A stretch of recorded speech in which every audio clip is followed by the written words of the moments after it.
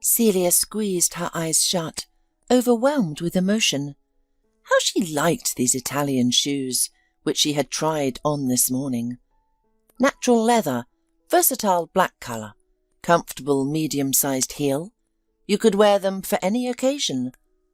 The sales consultant mentioned that this pair was made at a factory with a century-old history, using time-tested techniques from the European fashion capital. But Celia barely listened to these details. These shoes, any young woman's dream, had to become hers.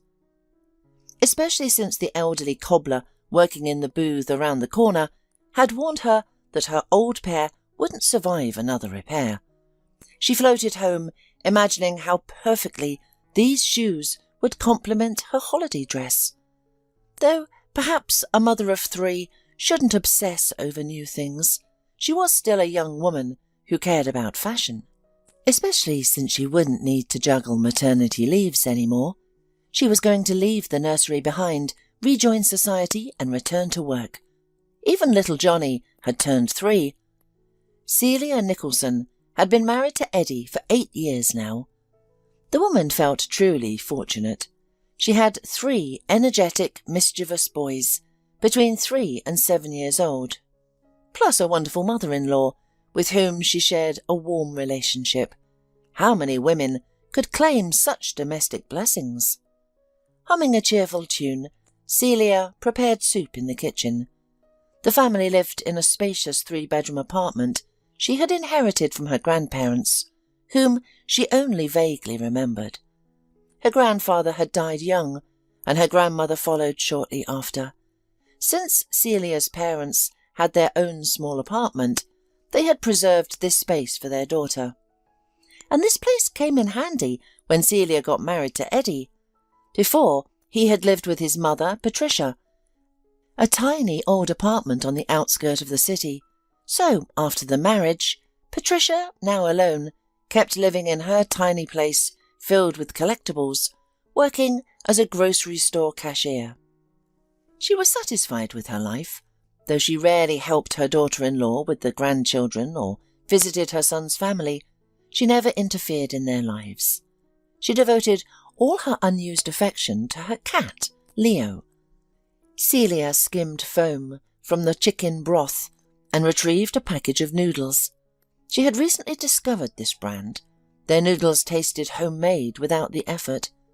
She chopped onions and dill, then added grated cooked carrots. Enticing aromas filled the kitchen. Dinner would be ready soon. Eddie and the boys loved this soup. She planned to feed everyone before discussing the purchase of the shoes with her husband. Yes, he was their sole provider so far, but this purchase was necessary. She would explain how quality shoes last longer and look better. He wouldn't be embarrassed to be seen with her wearing them. But when Eddie came home late that evening, he was troubled and ate without appetite, lost in thought. Celia had massaged his back and brought him thyme tea, but his mood remained dark. How could she bring up the shoes now? It seemed impossible. He lay on the bed watching TV and ignoring her. Being sensible, Celia decided to postpone the conversation. Not wanting to disturb her husband's rest, she took the children to the nursery to watch film strips on the old projector. It was a cherished part of her childhood. Many fairy tales lay neatly arranged in a decorative metal tin. Celia always looked forward to seeing which story the boys would choose. She was grateful they didn't spend all day with tablets or television. The images projected onto the white sheet hanging on the closet seemed more magical, more real somehow. Or was that just her childhood nostalgia speaking? Suddenly, Celia reflected on how little she had worked in her chosen profession since graduating. Right at school, she was nicknamed our florist, but the girl really had a natural talent for creating beautiful plant arrangements, from dried herbariums to elaborate bouquets. Every flower seemed to bloom more vibrantly in her hands, and because of the flowers, she met with Eddie. She was doing her internship at a flower shop when he came in, to buy a birthday bouquet for his mother's 60th. Though Celia hadn't yet met her future mother-in-law Patricia, she had somehow instinctively known exactly which flowers to choose. It turned out that the live present from her son became the decoration not only of the table, but also of the entire evening at the cafe where they celebrated the special occasion. All 6 guests admired it throughout the evening, asking where he had bought this exquisite marvel. Eddie was immediately taken with the young, enthusiastic young florist. She blushed at compliments and touched the flowers with great tenderness. So, the next day, he asked her on a date. Their romance blossomed and flourished. Eddie felt quite the gentleman, courting this young, inexperienced person.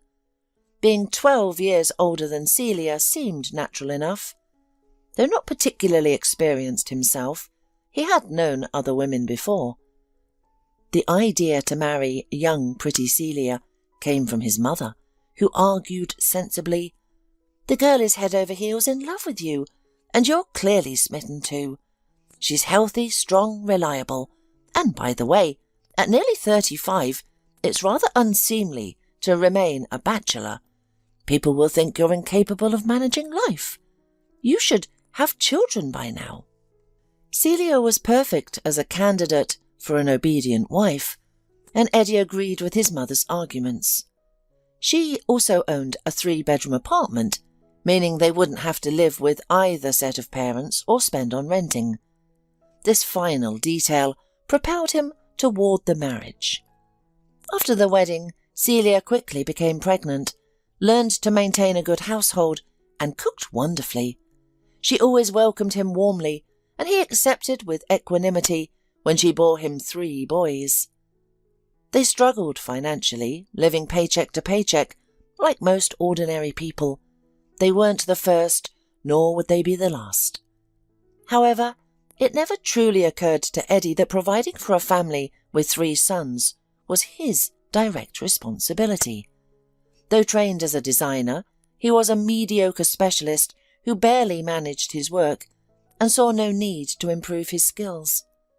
Everything proceeded neither well nor poorly, and that was good enough for him. Besides, Celia always found a way, making something from nothing, sewing clothes for the younger boys from their older brothers' garments. He considered himself lucky that Celia never demanded fur coats, diamonds, or expensive vacations.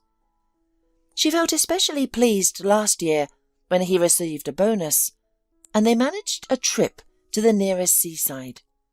Yes, his mother had been right. He had found an excellent wife and homemaker who was content with little. Unlike his colleagues' wives, she got along with everyone, and the boys were growing up wonderfully. Yes, I should do something nice for my mother too. We are working on a major new contract at work. If it comes through, then it's decided. I'll send Mum to a health resort. She could improve her health and socialise, thought Eddie once. Patricia had raised her son alone after her hapless husband divorced her when she mentioned her second pregnancy. He was a poet, a creative soul who had published a collection dedicated to love, duty and choice. After that, Eddie's father's muse deserted him. She went elsewhere, and the unfortunate poet predictably sought solace at the bottom of a glass. Patricia, then working as a saleswoman, was exhausted, but supported both husband and son without complaint. After her store shift, she used to rush to clean stairwells in the neighbouring building. She couldn't float in the clouds beside her husband. She loved her Eddie dearly, and that's why she rejoiced at her second pregnancy. Her son would have a sibling. She would let her husband go his way, confident she could manage alone. But her dreams of a second child were not to be. In the neighbourhood where she worked part-time, the asphalt collapsed, forming a hole. Though repairs weren't part of her duties, Celia couldn't ignore it when she imagined a child falling in. She pushed there a wheelbarrow of sand, trying to fill the hollow, at least partially. The heavy buckets and chronic fatigue took their toll. Doctors couldn't stop the bleeding that followed. Patricia lost not only her second child, but also any chance of future pregnancies. She grew dark with grief. Only her Eddie, now her sole joy, kept her going. Patricia didn't raise Eddie as a typical mama's boy. On the contrary, they lived modestly, without delicacies, fashionable clothes, or coveted electronic toys. He was among the last in his class to get a second-hand computer and mobile phone.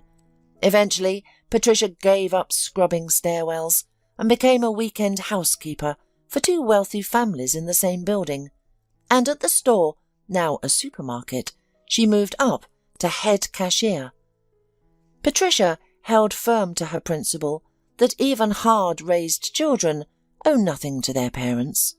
Perhaps a flawed concept, but Eddie never heard her say, "When you grow up, you'll support me properly. I've spent my whole life on you, just to have someone to bring me a glass of water in my old age." Indeed, Eddie grew into an unselfish man. Yet he had another shortcoming. He was a typical infantile, and even as an adult, he was in no hurry to become mature. Since childhood, he had always waited for his mother to make decisions for him. He couldn't choose whom to be at the New Year's matinee, or what to write about in free topic essays. He even struggled to decide between porridge or a sausage sandwich for breakfast. His academic performance was mediocre, and his mother had no time to check his lessons. She trusted him completely, though unwisely. Eddie stupidly ignored the school years, perking up only at smelling trouble. When teachers threatened to call his mother, he would half-heartedly improve for a few days. After earning some decent grades, he would immediately slip back, drawing more warnings from teachers. And unfortunately, his mother never had enough time to properly pay attention to his studies. Besides, the woman herself had a flaw, an odd kind of wastefulness. She would spend half her paycheck at the store on unnecessary items, tasteless antiques, unsightly dishes with bright polka dots, flowery linens. To her, these touches brought a hint of luxury into their home. She had no time to notice what her son was truly becoming. On the surface he seemed fine, handsome, conversational, pleasant and polite. But beneath lay an emptiness. Nothing sparkled his interest. Nothing made his eyes light up. His mother would always think and decide for him. By the time she needed to find him a wife, Patricia was exhausted and frequently ill. After all, Eddie was approaching 40 and still unmarried. She worried there would be no one to care for him if her health worsened. She would have continued caring for him herself, but her joints had become torture. By 60, years of hard work had taken their toll. That's why she arranged tea parties with the neighbours' daughters or the store administrator's niece. Her son merely laughed lazily at these matchmaking attempts. "Mother, stop all these schemes," he'd say. "I'm not starving for female attention. I can always find company for a night or two. Why bother with tedious courtship and unnecessary ceremony?" Then came her anniversary and that stunning bouquet of peonies, both delicate and majestic. Though not particularly intricate, when combined with green sprigs and leathery leaves, it was mesmerizing. After the celebration, Patricia said firmly to her son, "I don't know where you got this bouquet, son, but my heart tells me it was arranged by caring hands and a big heart. Was the florist a woman?" Eddie thought for a moment. "No, Mum, she was quite young. I watched her create it right there. I knew immediately it was perfect." Patricia seized the moment. "Eddie, you should thank this girl properly for her work. A mother's heart knows best."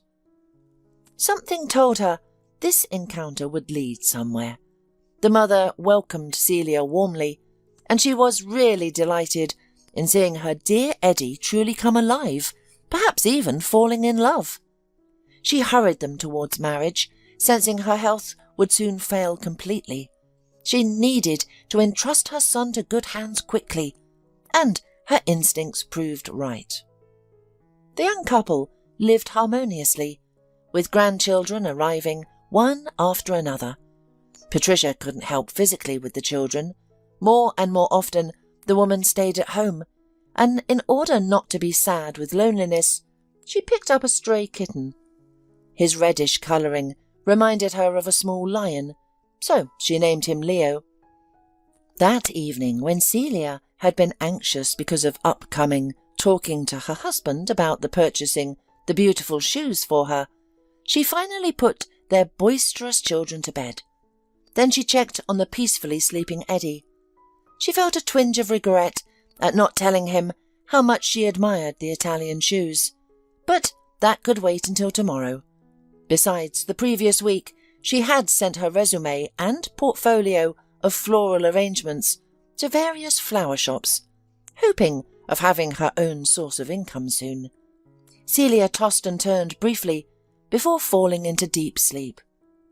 Morning arrived with its usual routine. She needed to take first grader Alex to school, drop Terrell at kindergarten, and visit the paediatric clinic for Johnny's paperwork. Thankfully, she'd made pancakes the night before, just a quick microwave heating for breakfast. Celia hesitated to mention new shoes, as Eddie was already in a foul mood.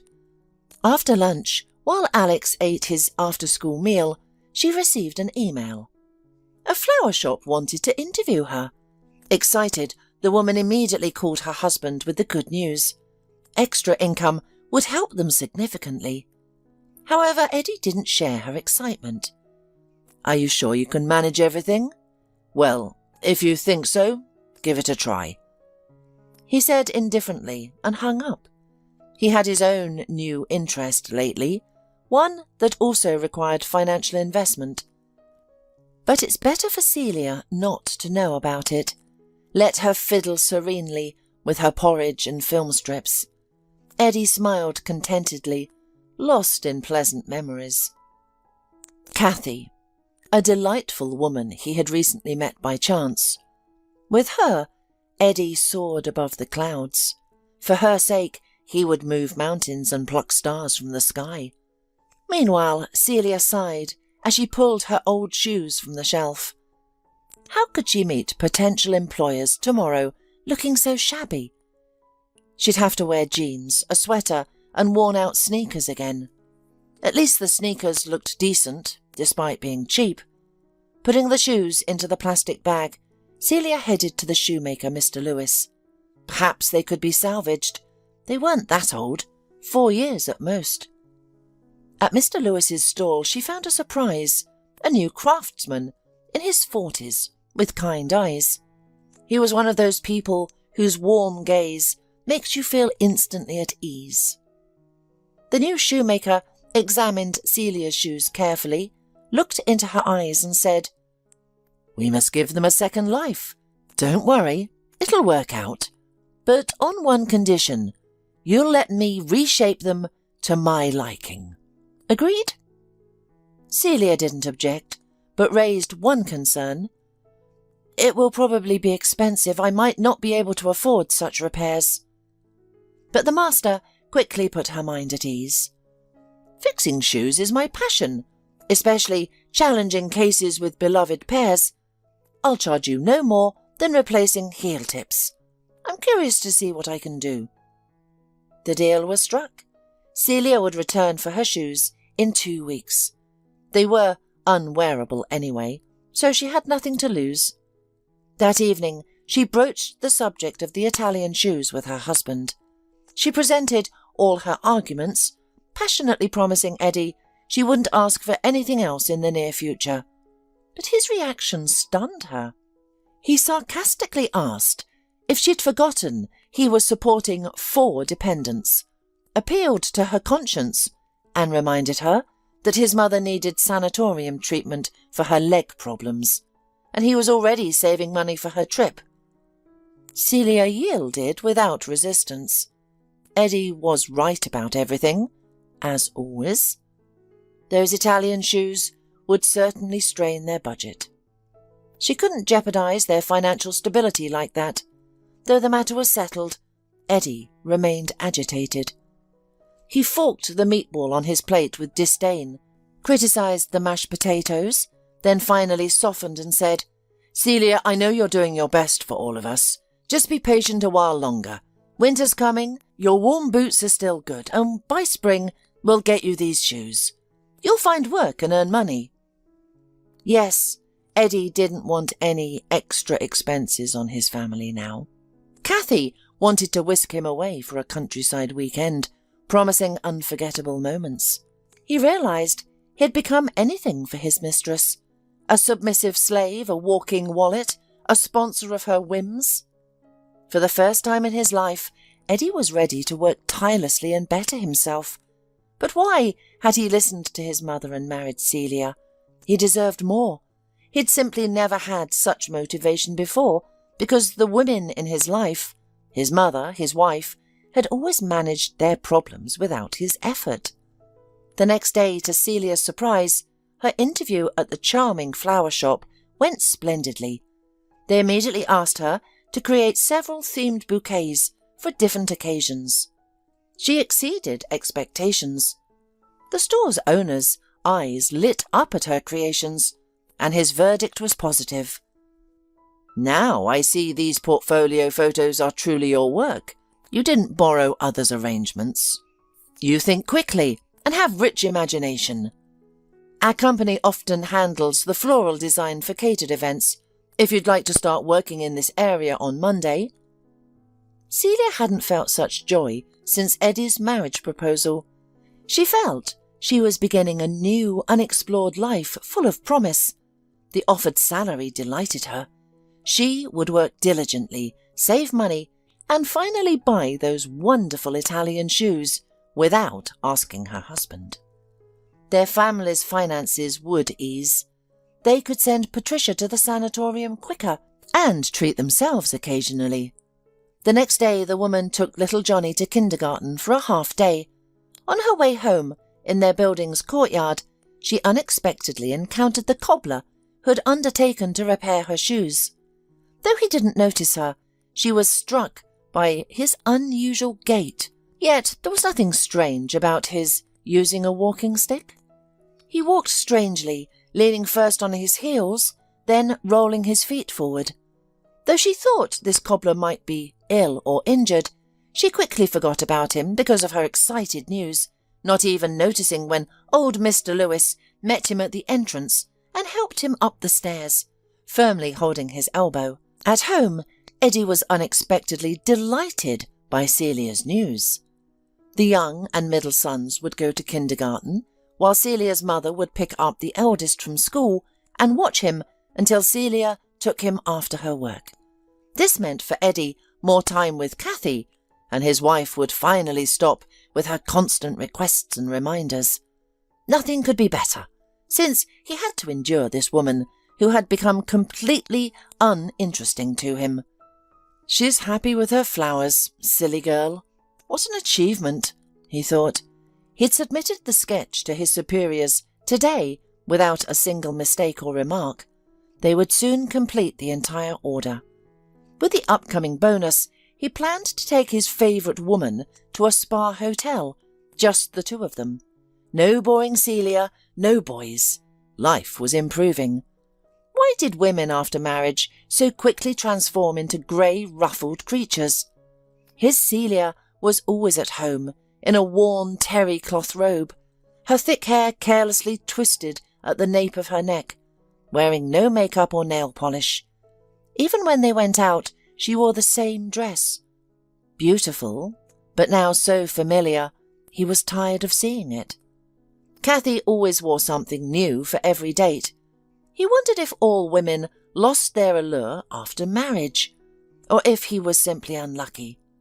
At least Celia was too exhausted by evening to notice his lost desire for her. She was caught up in the endless cycle of household chores, a domestic merry-go-round Eddie suddenly found disgusting to watch. That evening, Eddie deliberately read bedtime stories to maintain a semblance of family harmony. While he was leisurely putting the boys to bed, tired Celia fell asleep, and the man was relieved to avoid the nightly ritual of hugging and kissing her. These gestures had become more painful than a toothache, though Celia sought his kiss out of old habit, more mechanically than really. At the morning, Eddie was unusually generous with his attention. It was Friday. He decided to make a grand gesture. Handing Celia a few bills for entertainment, he announced to the boys, "Here you go, my little brats. I'll be working this weekend. The project's deadline's a complete mess. You and your mother should go to the movies, visit a pastry shop, have fun, since we're all starting fresh on Monday."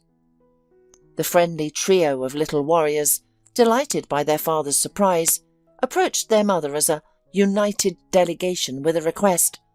"Mum, let's keep it secret from Dad and go to the new water park near the city instead of the movies. It's such a dreary fall outside, endless gloomy rain, clouds and wind, but there we'll feel like we're back in sunny summer by the sea." Celia smiled.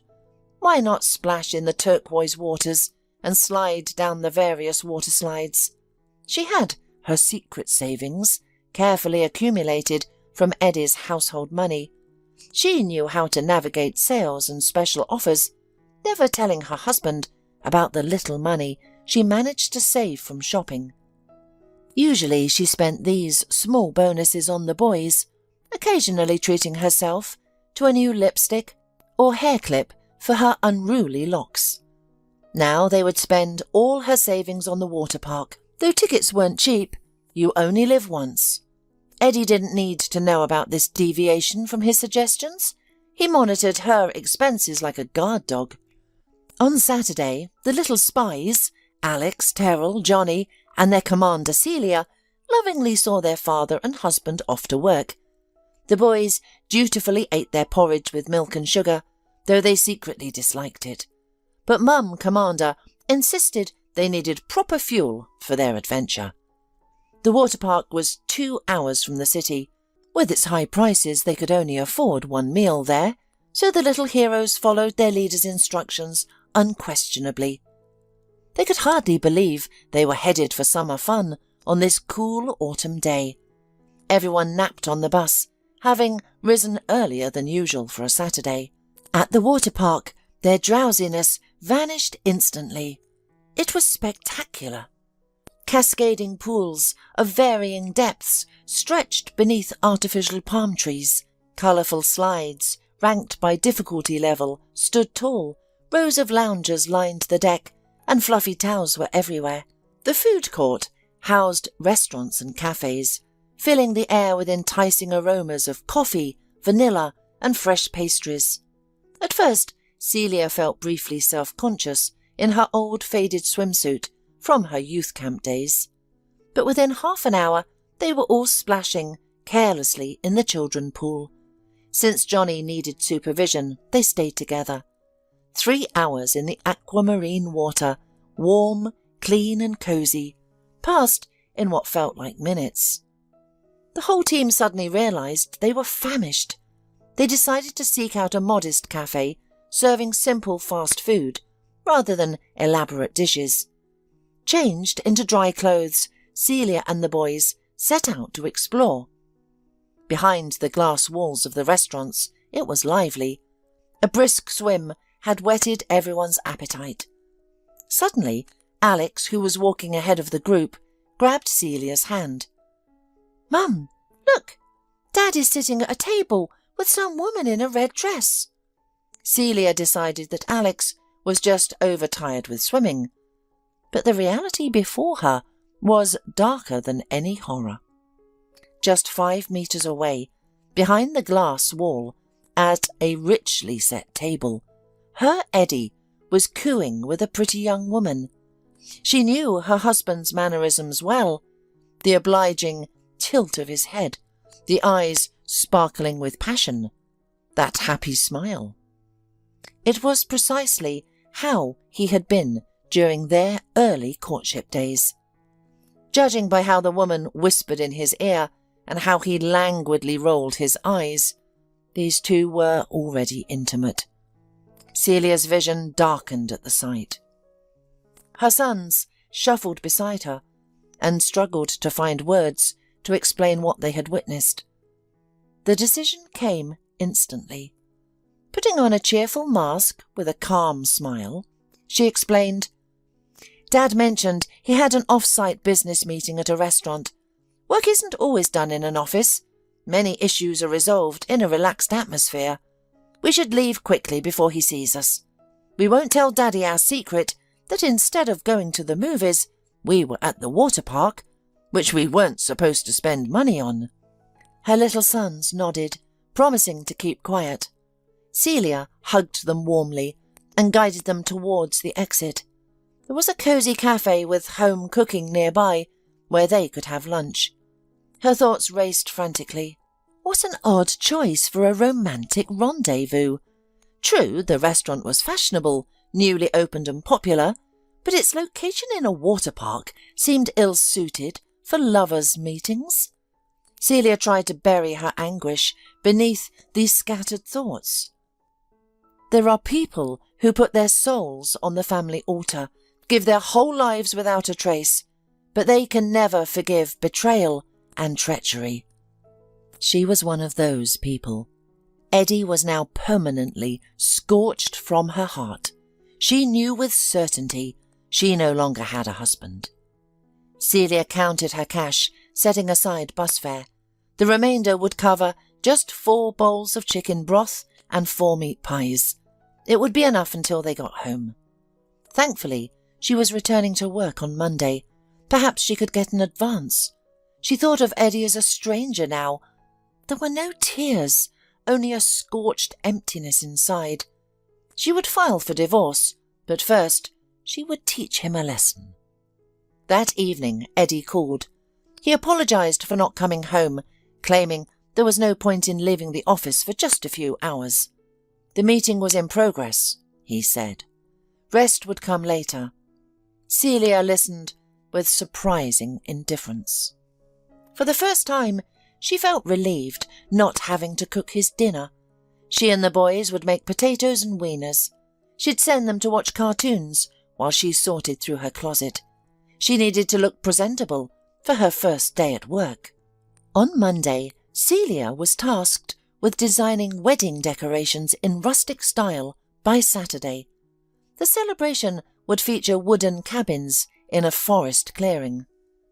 The restaurant itself matched the rustic theme. No orchids or roses, only daisies, bellflowers, clematis and cornflowers. Celia could hardly believe her luck. She had been given complete creative control with minimal supervision. Such trust was empowering, motivating, inspiring. She worked diligently to prove herself worthy. The results exceeded all expectations. The following Monday, she received her first payment for her floral designs. On her way home, she bought 2 boxes of pastries and Saturday movie tickets for herself and the boys. Miraculously, she still had a lot of money left over. Her financial independence from her husband meant everything to her now. The sight of that lying cheat disgusted her, though it still stung a bit. At home, Eddie failed to notice that his loving wife had become a stranger. Cold and distant, she placed his dinner on the table like an automaton before retreating to the children's room. She slept in the living room. He seemed to prefer it this way, not a word of complaint. She had found her strategy. "Dinner's ready. I'll be late tomorrow. Pick up the kids from daycare. I need the bathroom at this time in the mornings." Without explanation, she stopped brewing his coffee, stopped asking what to cook, stopped asking him to help her with the children. This ice queen no longer asked for money either. Eddie remained oblivious to it all. He was still enchanted by his outing with Kathy to the water park restaurant, fantasizing they were by the sea under palm trees, not realizing this paradise was just a mirage, all artificial. He was delighted to have treated her so lavishly. Though she hadn't wanted to swim, she had happily shown off her new dress, bought with his money. For the first time, she had stayed with him all night, not just for a couple of hours. It had been a sensual fairy tale. He eagerly anticipated the next time, ignoring his wife's changed behaviour. Now, in the family, there were only 2 icebergs crossing in the evenings, cold, wintry, with hearts encased in frost. The ice cracked with a heated argument when Celia received her first full-fledged salary and a small bonus to go with it. At first, Eddie cautiously inquired about the amount, then was stunned by such a large sum. He had never earned so much before, and immediately began plotting ways to get this money from his wife. But Celia preempted him. "Eddie, sit down, we need to talk. I've decided to divorce you. Our family has long been just a facade of former happiness and well-being.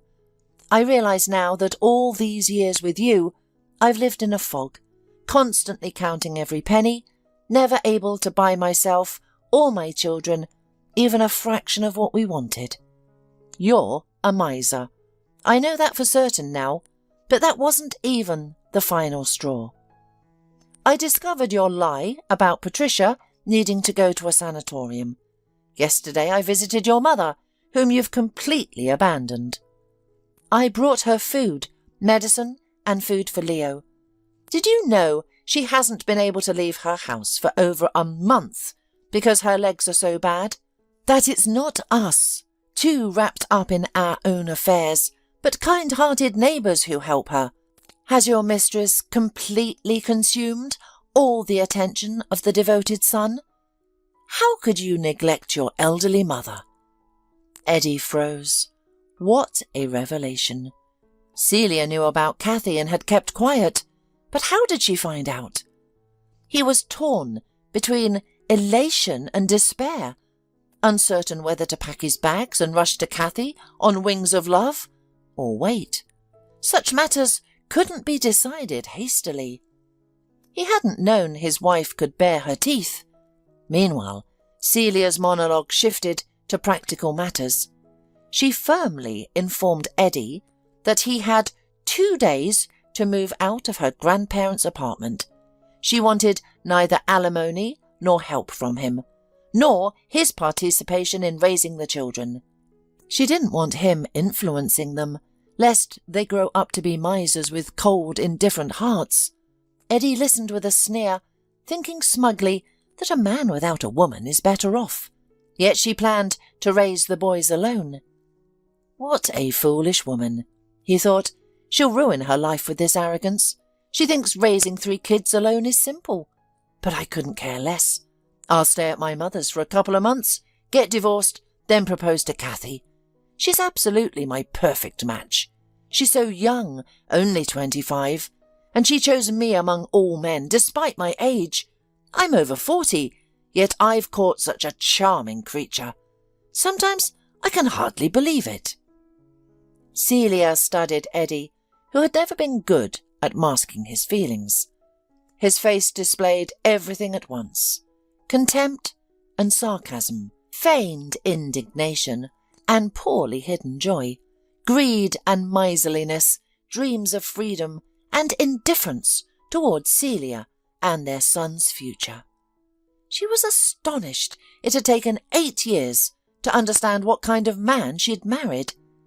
Can a woman's naivety be so profound when love fills her heart? So they parted, like ships at night. Celia was relieved that Eddie hadn't tried to claim the apartment. The man dreamed of telling Kathy he'd soon be free, wondering only how to arrange a nice date to deliver this wonderful news. Finding no better solution, he crept to the corridor and stole money directly from Celia's purse. He felt absolutely justified in this act. He'd supported this woman and her children for years. She was in debt to him. So it was totally right and honest. Now he could arrange that date with Kathy. Eddie fell asleep, thoroughly pleased with his cleverness.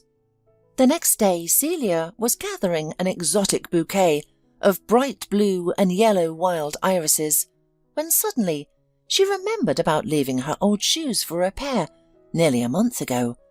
The situation with the new cobbler had become awkward, especially after her conversation with old Mr. Lewis. That dialogue had left a lasting impression. She pondered the bitterness of some people's fates. The old cobbler had told her about his grandson Mark, who had lost his toes to frostbite. He had worked in a mountain resort village, serving as both guide and escort for tourists who sought unexplored territories. With one such group, he had encountered an avalanche. It had passed close by, not hitting them directly but burying them in snow. He had spent his remaining strength rescuing and evacuating his charges. He lost consciousness, and the shocked adventurers delayed notifying emergency services about their stranded guide. He survived miraculously. While he recovered and underwent months of rehabilitation, his wife found someone else. Or perhaps she'd had this lover all along. Upon returning to the city after his recovery, he found that his little daughter now called another man daddy. For her sake, he and his wife separated amicably. Mark never tried to prove to the girl he was her biological father. When Mr. Lewis heard about all this, he called his grandson to him. There was no need for anyone to suffer alone. During Mark's childhood and youth, Mr. Lewis had taught him shoemaking, and later the young man turned it into a hobby. He sometimes made such beautiful handmade shoes that you couldn't take your eyes off them. The cards were in his hands now. Mr. Lewis was exhausted of maintaining his business, so it was time for Mark to pick up the baton. So now, after work, Celia rushed to the cobbler, and to her great pleasure, she had money to pay him for the work, so she felt confident. The man greeted her with a smile, not reproaching her at all for being away so long. "Good afternoon, my dear customer. It's fortunate that you didn't come right away. I must confess I couldn't restore your shoes. They fell apart in my hands as I worked on them. But I didn't give up. I cut and sewed new ones, according to the size of your old pair. Look what I've created." Celia held in her hands the pair of shoes Mark had crafted for her, and she could hardly believe her eyes. How could those Italian shoes compare to this masterpiece?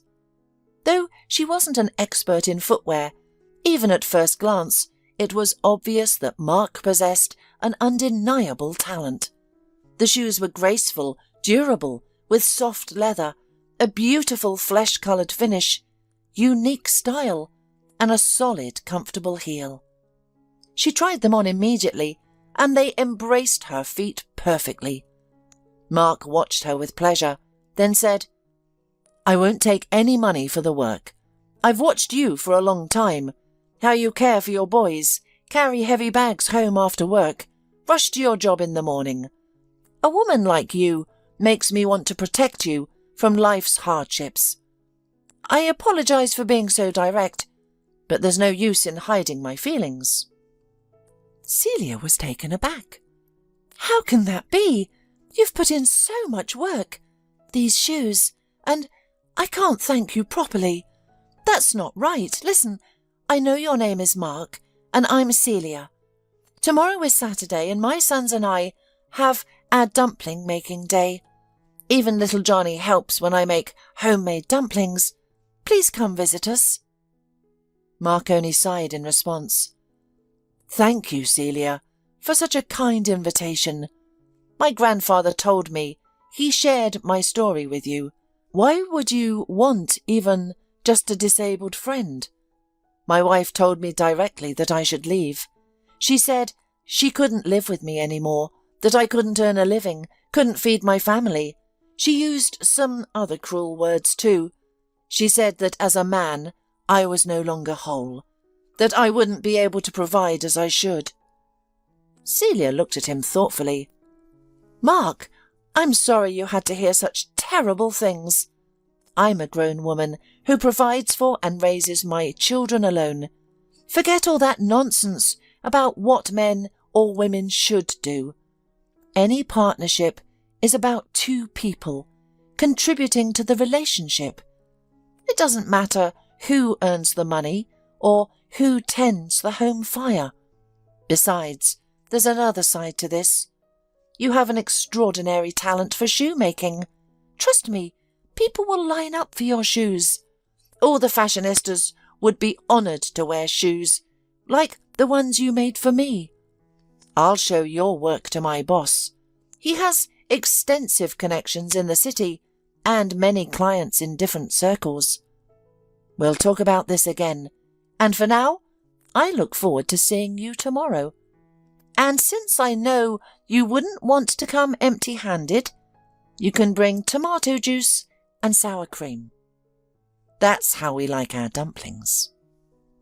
Eddie couldn't understand why Kathy was in a bad mood again.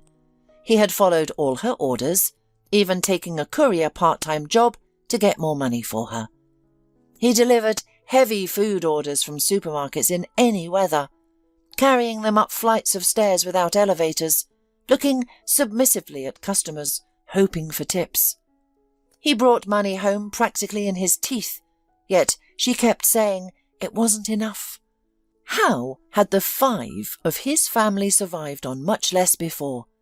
The food had always been hot and delicious, then. And recently, Kathy had insisted he move back in with his mother. She didn't want to see him around all day. So now Eddie lived in constant fear that his mistress would find someone younger and wealthier. She had never agreed to change her status from girlfriend to wife. Besides, Eddie felt no guilt that it was Celia, not he, who had sent his mother to the sanatorium, while he was busy with his passion's whims. In his opinion, his ex-wife had become too proud, heading a division in a network of flower shops where everyone respected her and hung on her every word.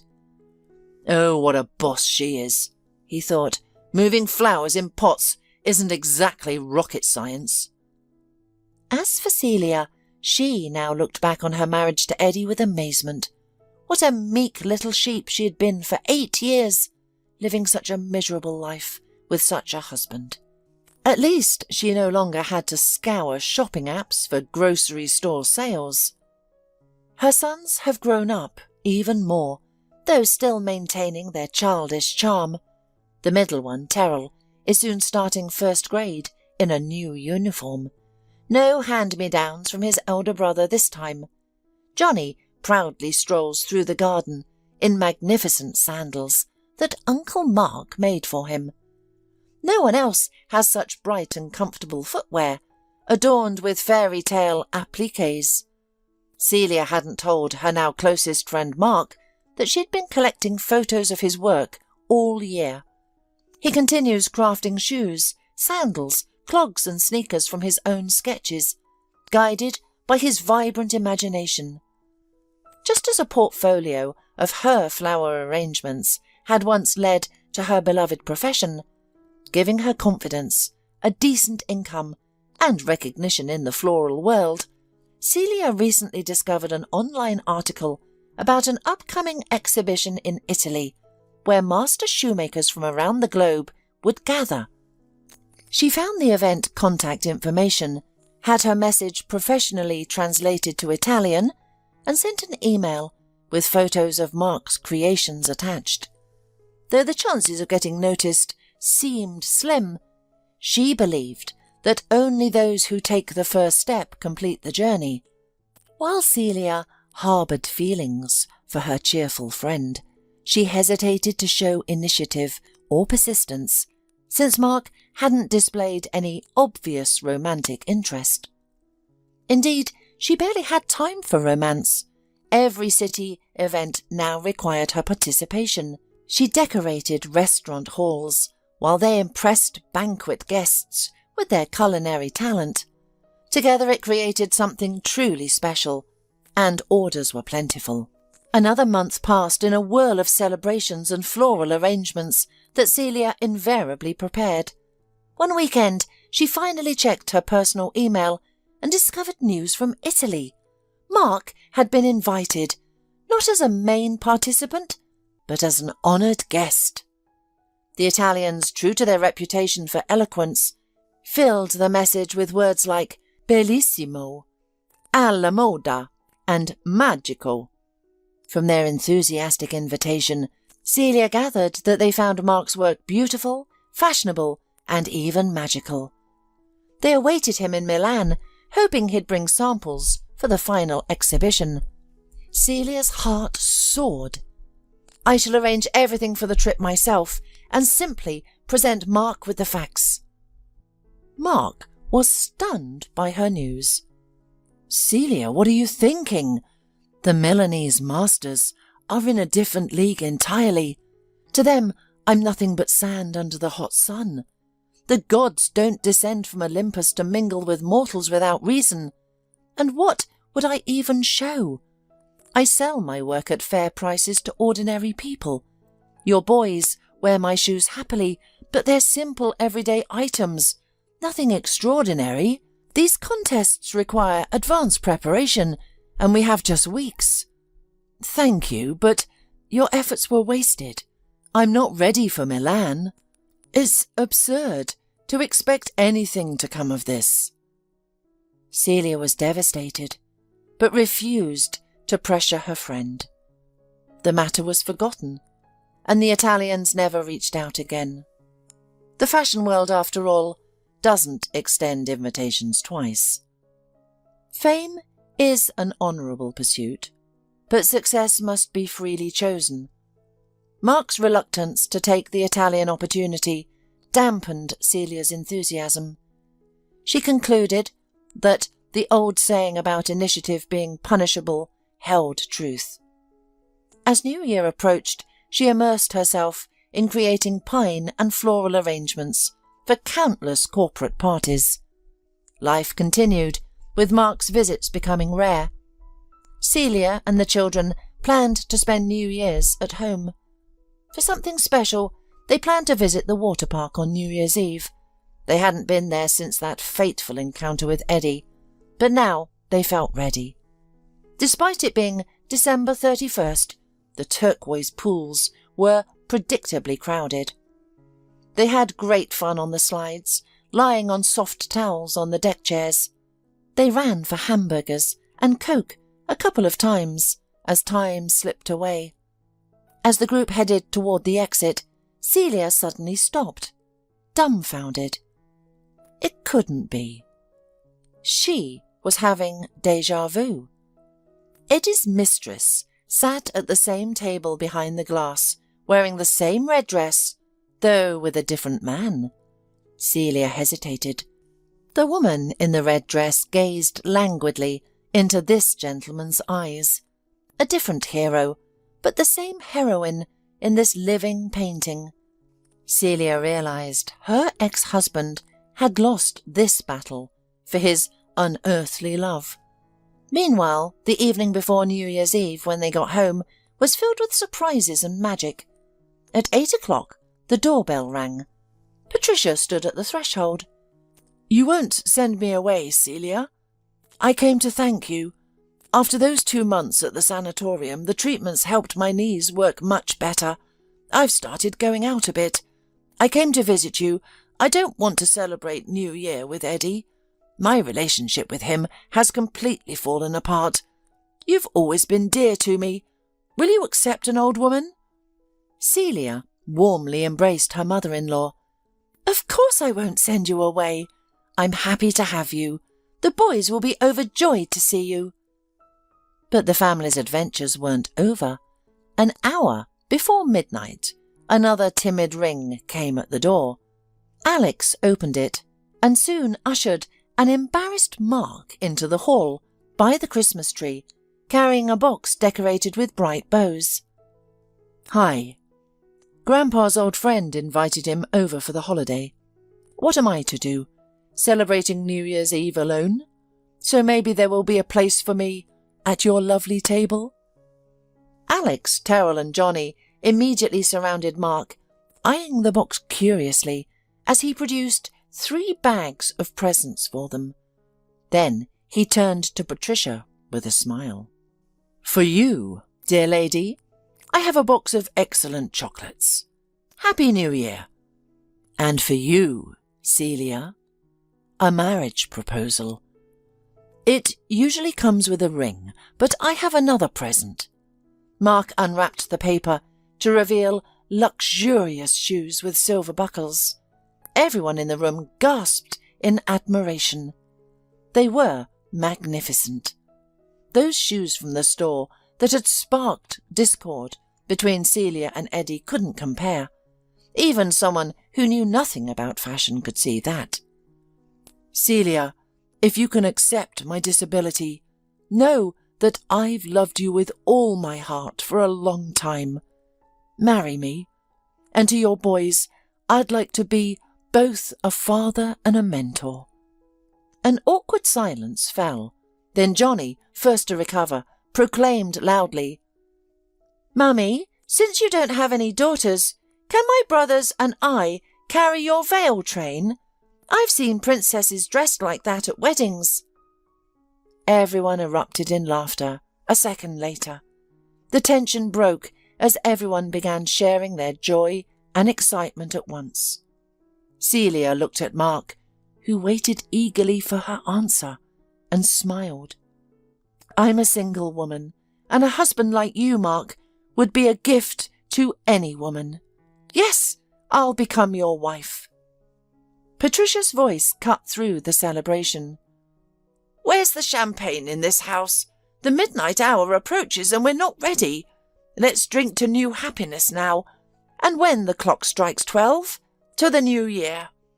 May it be gentler and more promising for us all. I think everyone here deserves that." Later, as the clock chimed and everyone rushed to embrace, Mark thought to himself, "I won't tell her yet that the photo of her new shoes caused a sensation at another European competition, and that I'm now formally invited to participate as a shoe designer. I have 6 months to prepare for this important event. Celia and I will have a proper wedding trip to Italy in summer." After all, a husband should provide for his family's well-being. He would win over the fashion world, and perhaps Celia would give him a daughter someday. He had grand plans for the future, but for now he was simply endlessly happy.